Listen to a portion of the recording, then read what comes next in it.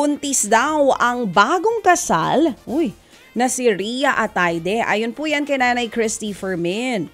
Ayon nga kay Nanay Christy, kinumpirma ng isa nilang source na 3 months ng preggy si Rhea.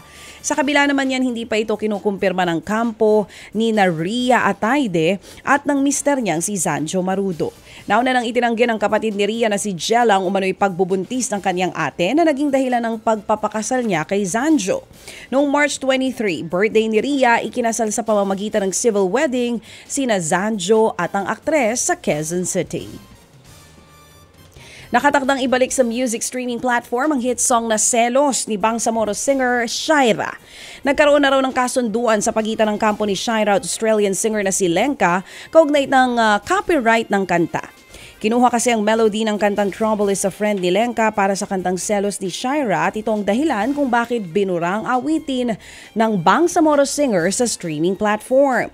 Bukod sa Selos, magbabalik din daw online ang iba pang mga awitin ni Shaira. Inanunsyo naman ng NBA ang multi-year partnership nito sa K-pop girl group na Les Seraphim. Sa ilalim ng Friends of the NBA program sa Asia, dadalo sa NBA Games ang grupo at gagawa rin sila ng exclusive content at makikilahok sa league promotions. Excited naman ang Les Seraphim members sa collab nila sa NBA. Ibabahagi nila ang kanilang NBA experience sa social media.